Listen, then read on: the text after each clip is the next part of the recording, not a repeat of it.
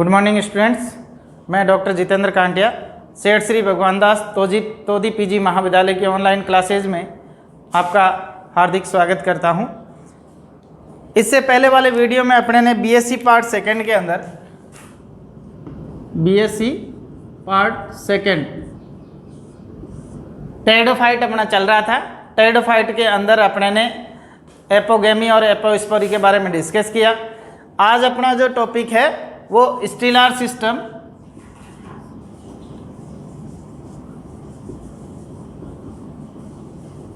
इन pteridophytes.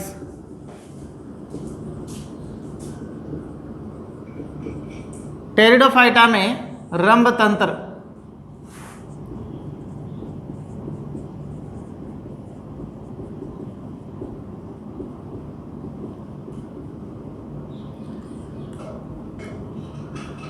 Pteridophyta में रंभ तंत्र के बारे में डिस्कस करते हैं। तो रंभ तंत्र होता क्या है? पादप शरीर जो होता है टेरिडोफाइट का, उसमें वेस्कुलर सिस्टम जो है वो एक कंटिन्यूस सिस्टम होता है, सतत तंत्र।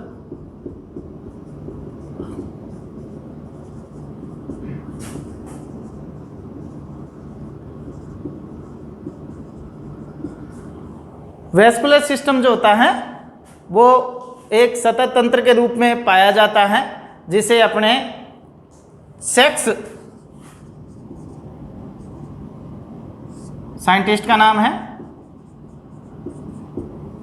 सेक्स ने 1875 के अंदर इसे स्टील शब्द दिया या रंभ शब्द दिया। रंभ या स्टील किसने 1875 के अंदर सेक्स ने जो है वो स्टील शब्द दिया। ग्रीक भाषा में स्टील शब्द का अर्थ क्या होता है?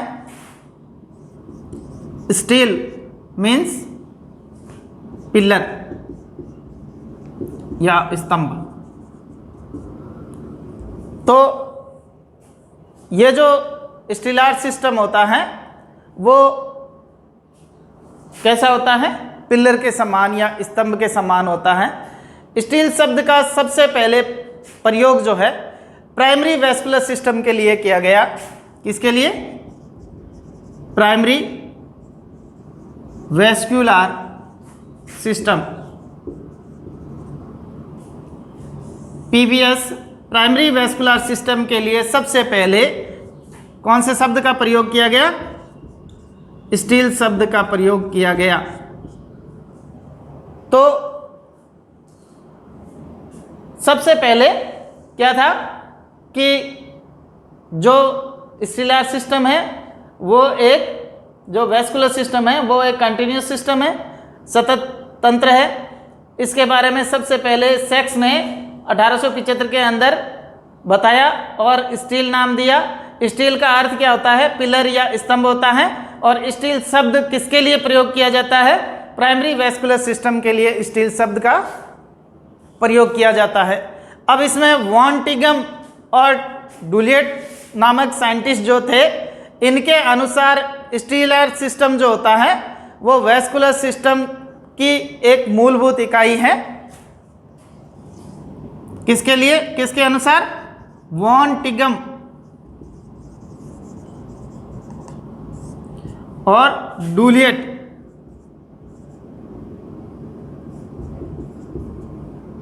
वॉन टिगम व डुलिएट के अनुसार जो स्टीलार सिस्टम होता है या स्टील जो होती है वेस्कुलर सिस्टम की या संवहन तंत्र की मूलभूत इकाई होती है। तो वेस्कुलर सिस्टम की फंडामेंटल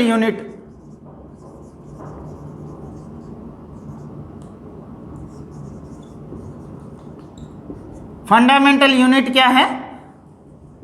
स्टील है। तो संवहन तंत्र की आधारभूत इकाई स्टील कहलाती है। इसे इन्होंने क्या कहा?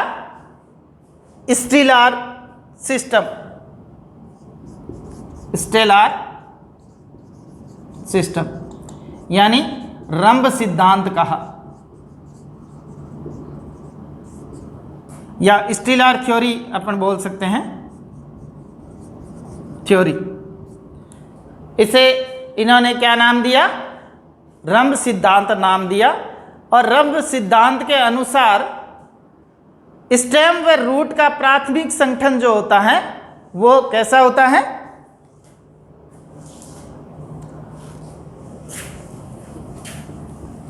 अकॉर्डिंग टू स्टीलर थ्योरी, रंभ सिद्धांत के अनुसार स्टील का प्राथमिक संगठन स्टेम एंड रूट के अंदर इक्वल होता है,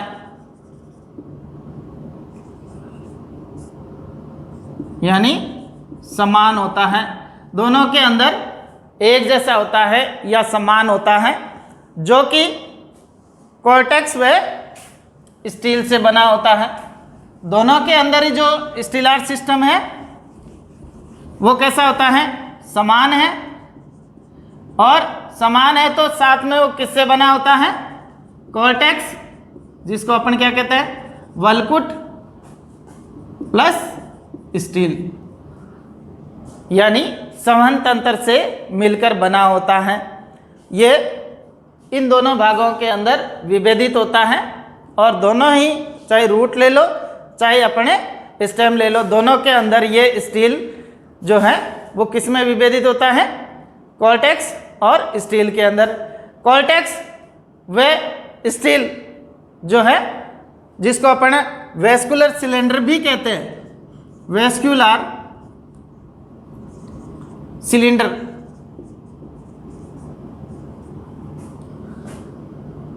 यानी संवहन सिलेंडर भी कहते हैं इसको। और कॉर्टेक्स एंड वेस्कुलर सिलेंडर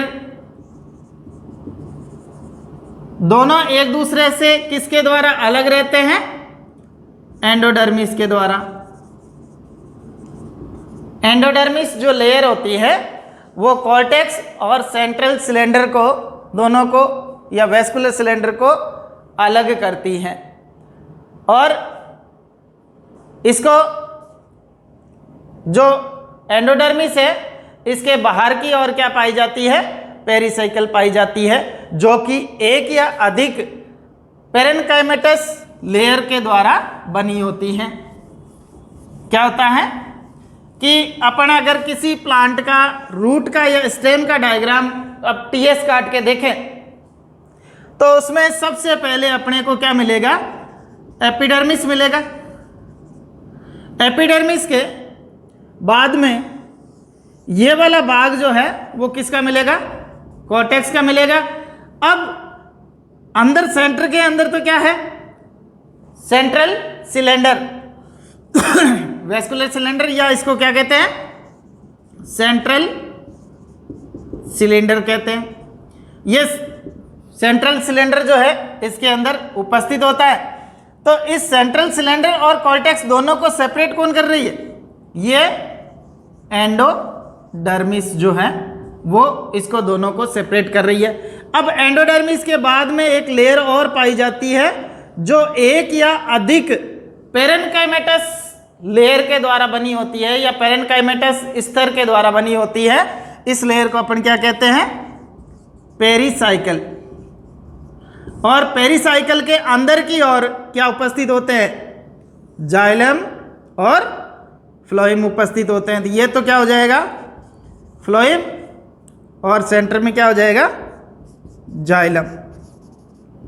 तो इस प्रकार से अपन इसका, यदि किसी रूट या स्टेम का टीएस काट के देखें तो अपने को ये संरचनाएं देखने को मिलती हैं कि इसके सबसे आउटर मोस्ट लेयर है, स्टेम होगा तो उसमें एपिडर्मिस होगी, और अगर रूट होगी तो उसमें एपिब्लेमा होगी। ठीक है। इसके बाद में इसके कॉर्टेक्स कोशिकाएं होगी। कॉर्टेक्स के बाद में एंडोडर्मिस होगा। एंडोडर्मिस के अंदर पेरिसाइकिल की लेयर होगी, और पेरिसाइकिल के बाद में कौन सी लेयर होगी? जाइलम और फ्लोएम द्वारा बनी संरचनाएं उसके अंदर उपस्थित होती हैं। तो ये अपने जनरल बात हो गई। और इसी को अपन जाइलम और फ्लोएम से बनी हुई संरचना ही क्या कहलाती है, सेंट्रल सिलेंडर या वेस्कुलर सिलेंडर कहलाती है। अब अपने बात करें कि जो स्पर्मेटोफाइट्स या सीड प्लांट होते हैं, कौन से सीड प्लांट्स, बीजधारी पादप, जिसको अपन क्या कहते हैं, स्पर्मेटोफाइट्स। स्पर्म किसको कहते हैं, सीड को कहते हैं। तो स्पर्मेटोफाइट्स का मतलब पादप। तो बीजधारी पादपों के अंदर जो एंडोडर्मिस होती हैं वो कैसी होती है, क्लियर नहीं होती हैं। बाकी अधिकांश प्लांट्स के अंदर ये कैसी होती है, क्लियर होती है। फोस्टर तथा गिफर्ड के अनुसार स्टील के स्थान पे इसके लिए कौन सा शब्द यूज किया जाता है, किसके अनुसार, फोस्टर एंड गिफर्ड। फोस्टर व गिफर्ड के अनुसार जो स्पर्मेटोफाइट्स के अंदर जो स्टील होती है वो, सॉरी एंडोडर्मिस होती है, वो क्लियर नहीं होती है, ऐसे स्थान के लिए कौन सा शब्द यूज किया जाता है, इसके लिए वेस्कुलर सिलेंडर शब्द का प्रयोग किया जाता है। वेस्कुलर सिलेंडर, वेस्कुलर सिलेंडर शब्द का प्रयोग किया जाता है। अब अपन आगे इसके बारे में बात करें तो जो कुछ प्लांट्स ऐसे होते हैं जिसके अंदर जहाँ से जो स्टेम है उसके साथ में जैसे लीफ जुड़ी हुई है, तो स्टेम का वेस्कुलर सिलेंडर लीफ के वेस्कुलर सिलेंडर के साथ में जुड़ा रहता है। एक वेस्कुलर स्टैंड के द्वारा ये संरचना आपस में जुड़ी रहती है। जैसे ये स्टेम हो गया, यहाँ पे ये इस तरह की संरचना है, तो ये वेस्कुलर सिलेंडर हो गया और ये लीफ का वेस्कुलर सिलेंडर हो गया। तो इन दोनों के जहाँ पे ये दोनों आपस में मिलते हैं, तो इस प्रकार की संरचना जो है, ये जो संरचना वेस्कुलर सिलेंडर वाली है वो क्या कहलाएगी, लीफ ट्रेस कहलाएगी।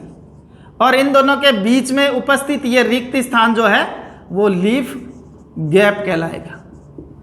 तो इसमें लीफ गैप और लीफ ट्रेस दोनों ही उपस्थित होते हैं, लेकिन इनके अंदर जो लीफ ट्रेस या तो प्रेजेंट हो सकते हैं या एब्सेंट हो सकते हैं। प्रिमिटिव प्लांट्स के अंदर ये उसकी स्थिति को दर्शाती है कि उसमें लीफ ट्रेस प्रेजेंट है या एब्सेंट है। तो ये लीफ जो ट्रेस है उसकी उपस्थिति प्लांट्स की प्रिमिटिव या एडवांस स्थिति को दर्शाती है। अब अपने बात करें कि स्टील जो है वो होती कितने प्रकार की है। देखिए,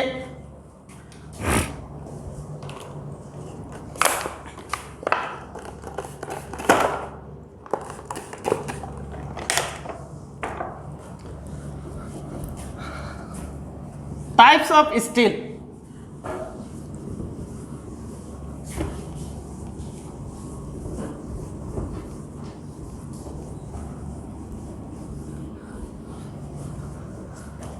कौन सा पॉइंट है अपना,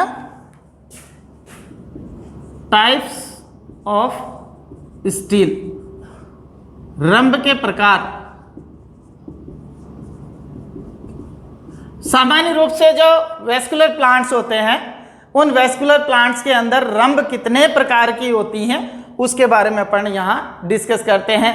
तो इनके अंदर रंभ जो है मुख्य रूप से दो प्रकार की होती हैं। पहली प्रोटो स्टील और दूसरी साइफोनो स्टील।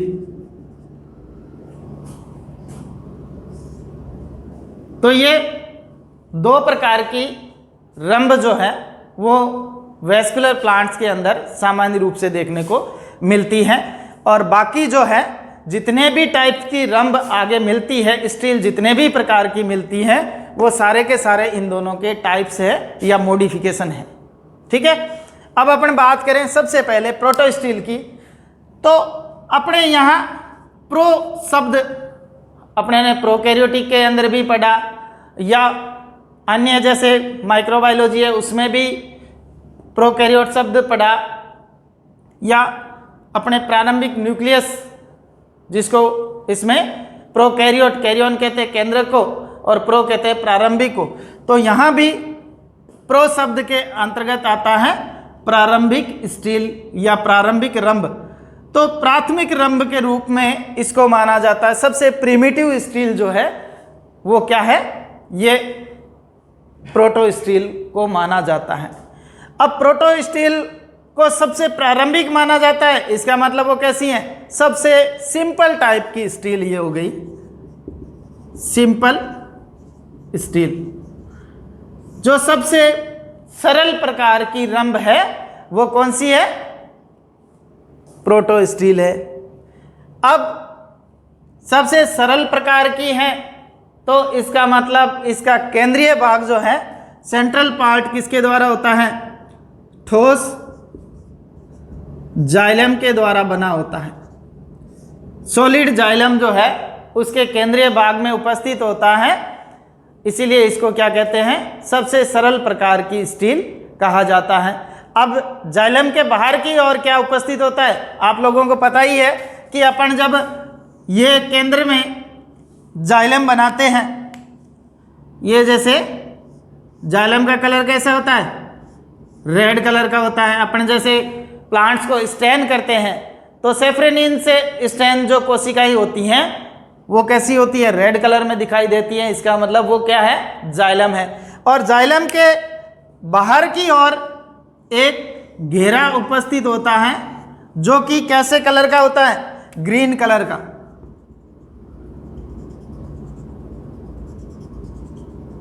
और अपने फास्ट ग्रीन से किसी प्लांट के ऑर्गन को स्टेन करते हैं तो वो अपने को किस कलर में दिखाई देता है, ग्रीन कलर में दिखाई देता है। इसका मतलब वो क्या है, फ्लोएम है। अब अपने जाइलम और फ्लोएम दोनों संरचनाएं हो गई। तो जाइलम और फ्लोएम के बाहर जो पेरेन्काइमेटस सेल्स के द्वारा बनी हुई संरचना एक स्तर के रूप में होती हैं या एक से अधिक स्तरों के रूप में होती हैं, वो क्या उपस्थित होती हैं, पेरिसाइकिल होती हैं। और पेरिसाइकिल के बाहर की ओर क्या उपस्थित होता है, एंडोडर्मिस उपस्थित होती हैं। एंडोडर्मिस के बाहर की ओर क्या उपस्थित होता है, जाइलम उपस्थित, सॉरी क्या है, कॉर्टेक्स उपस्थित है। तो अब अपने इसका नामकरण करें तो सबसे पहले एपिडर्मिस, एपिडर्मिस के बाद में ये क्या हो गया, कॉर्टेक्स हो गया। कॉर्टेक्स के बाद में ये क्या हो गई, एंडोडर्मिस हो गई। एंडोडर्मिस के बाद में ये क्या हो गया, पेरिसाइकिल हो गई। पेरिसाइकिल के बाद में ये क्या हो गया, फ्लोएम हो गया। और फ्लोएम के बाद में ये सेंट्रल क्या हो गया, जाइलम हो गया। तो प्रोटो स्टील के अंतर्गत अपन डिस्कस करें तो सबसे पहले अपन बात करते हैं कि इसके केंद्रीय भाग के अंदर ठोस जाइलम उपस्थित होता है। जाइलम के चारों ओर फ्लोएम, फ्लोएम के बाद में पेरिसाइकिल की लेयर, पेरिसाइकिल के बाद में एंडोडर्मिस उपस्थित होती है। इस प्रकार की स्टील में क्या अनुपस्थित होता है, इसमें कौन सी चीज़ नहीं है, मज्जा जो है वो अनुपस्थित होता है, जिसको अपन क्या कहते हैं, पित्त एब्सेंट होता है। मज्जा जो है अनुपस्थित होता है, पित्त इसमें एब्सेंट होता है। इसलिए इसका केंद्रीय भाग किसके द्वारा बना होता है, ठोस जाइलम के द्वारा बना होता है। एग्जाम्पल के रूप में अपन देखें तो लाइकोपोडियम, सिलेजिनेला आदि ऐसे प्लांट्स है जिनके अंदर इस प्रकार की ठोस रंभ पाई जाती हैं, जिसे सबसे प्रिमिटिव रंभ के रूप में माना जाता है। और इसी रंभ से आगे की सभी रंभ का विकास हुआ है। अब इसके ठोस रंभ के बारे में बात करें तो ये ठोस रंभ कितने प्रकार की होती हैं उसके बारे में डिस्कस करें तो ठोस रंभ मुख्य रूप से 4 प्रकार की होती हैं। इसमें ठोस रंभ जो है वो कितने प्रकार की होती हैं, 4 टाइप की।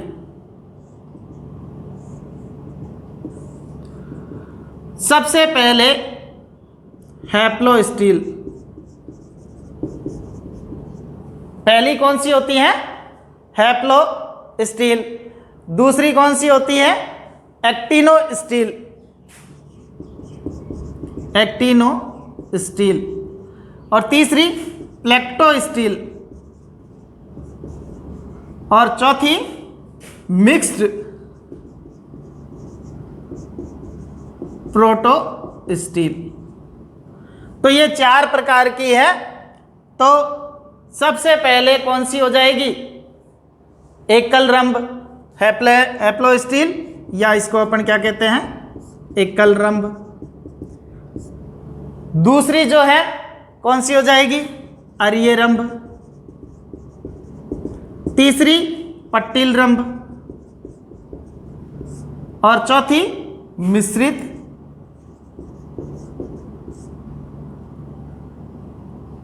Proto steel. तो ये 4 प्रकार की रंभ मुख्य रूप से प्रोटो स्टील के प्रकार के रूप में पाई जाती हैं। तो सबसे पहले अपन बात करें हैप्लो स्टील की। हैप्लो स्टील प्रोटो स्टील का प्रारंभिक रूप हो गया, इसलिए इसमें सबसे केंद्रीय भाग जो होता है वो किसका बना होता है? कि अपने इसका डायग्राम देखें तो इसका सेंट्रल पार्ट जो है वो किसका बना होगा? ठोस जाइलम के द्वारा बना होगा। इसके बाहर की ओर क्या हो गए? फ्लोएम होगा। फ्लोएम के बाहर की ओर पेरिसाइकिल, और पेरिसाइकिल के बाद में एंडोडर्मिस उपस्थित होती हैं। तो सबसे पहले अंदर की ओर अपने क्या है? ये जाइलम वाला पार्ट हो गया, और जाइलम के बाद में ये ग्रीन कलर का फ्लोएम वाला पार्ट हो गया,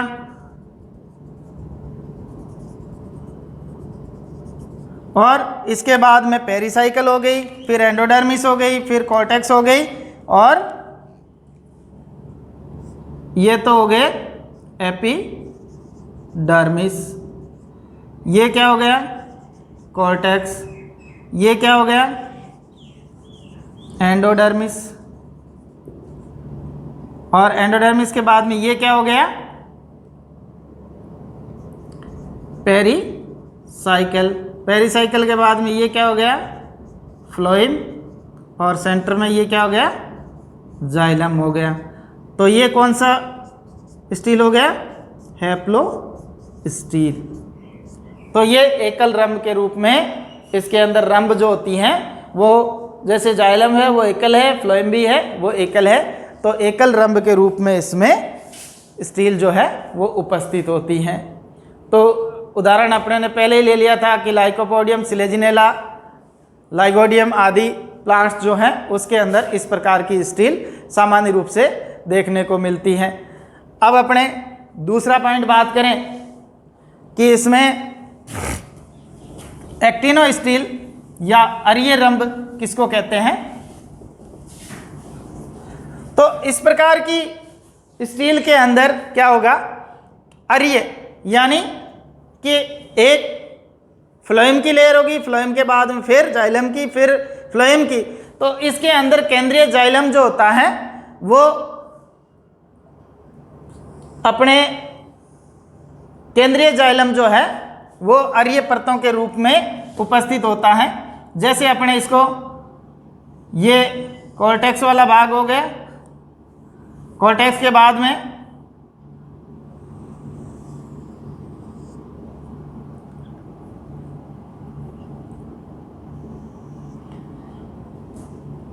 ये तो एपिडर्मिस हो गया, ये क्या हो गया? कॉर्टेक्स हो गया। तो अब अपने ये जो एंडोडर्मिस है, एंडोडर्मिस, एंडोडर्मिस के बाद में क्या पाया जाता है? ये पेरिसाइकिल हो गया। अब जो है वो अरीय रेखाओं के रूप में इसमें जाइलम जो है वो भुजाओं के रूप में, अरीय भुजाओं के रूप में उपस्थित होता है, और जाइलम इन भुजाओं के बीच बीच में स्थित होता है। तो अपने इसकी संरचना को देखें तो ये जो संरचना है अपने को इस प्रकार से बनी हुई दिखाई देती है।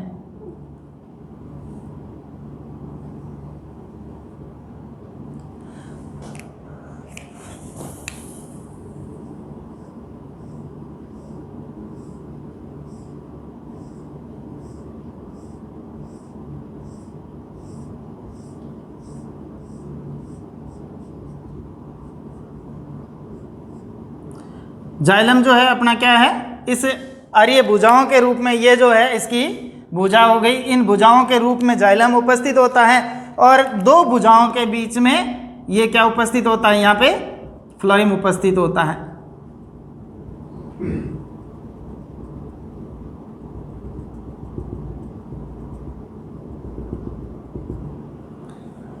इस प्रकार के जो स्टील है उसको क्या कहते हैं, एक्टिनो स्टील कहलाता है, कि अरीय रंभ के रूप में इसको जाना जाता है।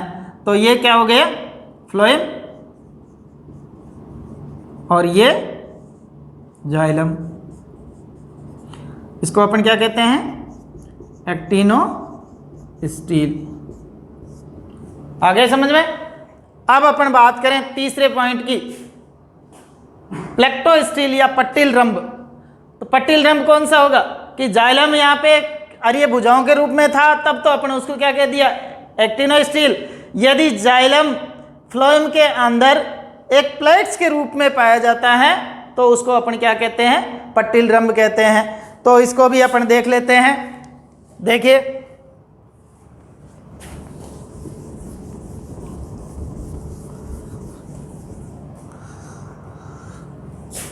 ये तो अपना कौन सा पार्ट हो गया, एपिडर्मिस वाला, और ये अपना कौन सा पार्ट हो गया,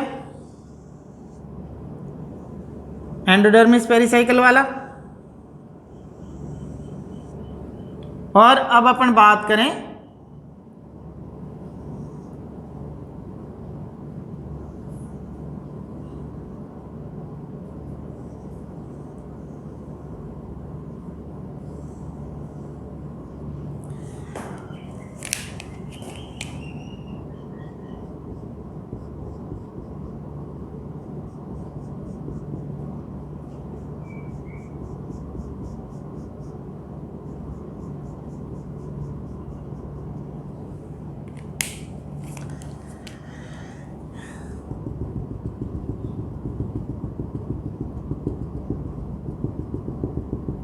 जाइलम जो है वो प्लेट्स के रूप में या पट्टिकाओं के रूप में या बैंड्स के रूप में पाया जाता है, और इस प्लेट या बैंड्स के चारों ओर जो है क्या उपस्थित होता है, फ्लोएम उपस्थित होता है। तो अपन इसका एपिडर्मिस, इसके बाद में ये कॉर्टेक्स, कॉर्टेक्स के बाद में ये एंडोडर्मिस, एंडोडर्मिस के बाद में ये क्या है, पेरिसाइकल, पेरिसाइकल के बाद में ये क्या है, फ्लोएम, और ये क्या है, जाइलम प्लेट या बैंड्स।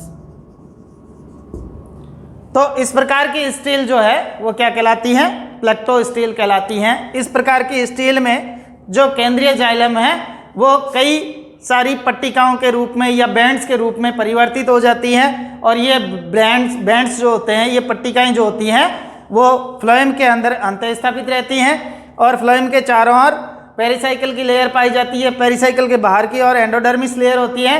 एंडोडर्मिस के बाद में कॉर्टेक्स की सेल्स उपस्थित होती है, और कॉर्टेक्स चारों ओर से एपिडर्मिस द्वारा घिरा होता है। इस प्रकार की संरचना किसमें पाई जाती है, ये प्लेक्टो स्टील के अंतर्गत ये पाई जाती हैं। जो लाइकोपोडियम, सरनम आदि प्लांट्स जो है उसके अंदर इस प्रकार की स्टील अपने को देखने को मिलती हैं। तो एक्टिनो स्टील तो साइलोटम आदि प्लांट्स के अंदर उपस्थित होती है, और ये जो कौन सी है, प्लेक्टो स्टील, ये किसमें एग्जाम्पल के रूप में लाइकोपोडियम, सरनम,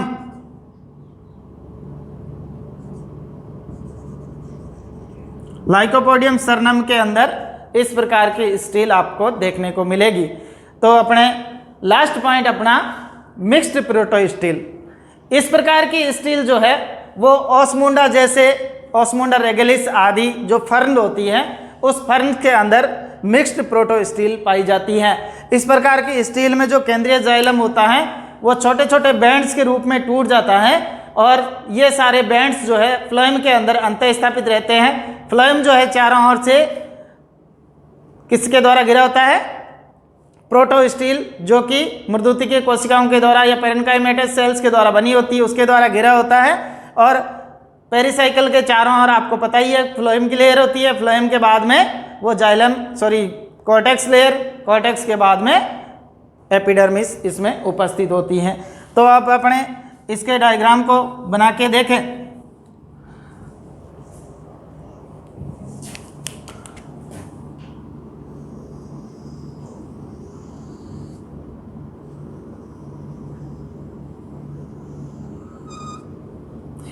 ये तो कॉर्टेक्स वाला भाग हो गया, ये एंडोडर्मिस वाला भाग हो गया, ये पेरिसाइकिल हो गई।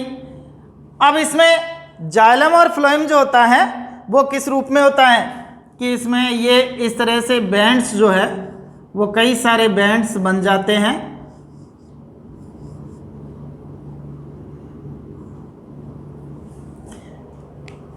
तो ये सारे के सारे बैंड्स किसके हैं?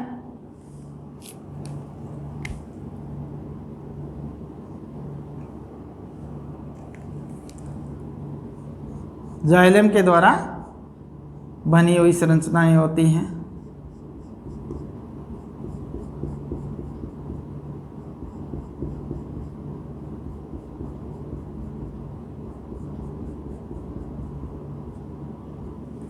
और फ्लोएम क्या होता है? ये इनके चारों ओर फ्लोएम उपस्थित होता है, अर्थात ये जो जाइलम बैंड्स है वो फ्लोएम के अंदर अंतः स्थापित रहते हैं, एबेंडेंट या अंतः स्थापित रहते हैं। तो ये क्या हो जाएगा? ये तो जाइलम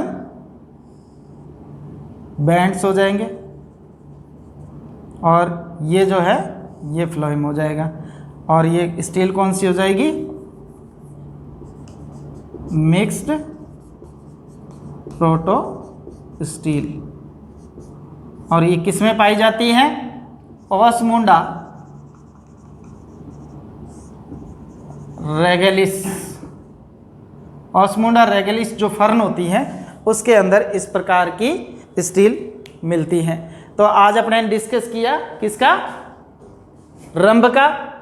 रंभ कितने प्रकार की होती है? मुख्य रूप से दो प्रकार की होती है, प्रोटो स्टील और साइफोनो स्टील। प्रोटो का मतलब होता है प्रारंभिक, और तो प्रारंभिक रंभ के रूप में प्रोटो स्टील को मानते हैं। और साइफोनो स्टील, साइफन कहते हैं नली को, तो नलिकाकार संरचना के रूप में जो केंद्रीय जाइलम होता है वो सेंट्रल जो पित्त के रूप में परिवर्तित हो जाता है। जाइलम एक रिंग के रूप में उपस्थित होता है और केंद्र में पित्त या मज्जा उपस्थित होता है। तो इस प्रकार की रंभ क्या कहलाएगी? साइफोनो स्टील कहलाएगी। आज अपने ने डिस्कस किया प्रोटो स्टील। प्रोटो स्टील को प्रारंभिक स्टील कहते हैं और ये सबसे सरल प्रकार की स्टील होती है। इसे मुख्य रूप से चार भागों में बांटा गया: haplostele, actinostele, plectostele और mixed protostele. Haplostele के अंदर जो सामान्य प्रोटो स्टील पाई जाती है उसी का ये रूप हो गया, जिसके अंदर केंद्रीय भाग में ठोस जाइलम उपस्थित होता है। एक्टिनो स्टील के अंदर जो जाइलम है वो अरीय भुजाओं के रूप में उपस्थित होता है और इन भुजाओं के बीच बीच में फ्लोएम प्रेजेंट होता है। और प्लेक्टो स्टील के अंदर जाइलम जो है वो प्लेट्स के अंदर टूट जाता है और इन प्लेट्स के चारों ओर फ्लोएम प्रेजेंट होता है।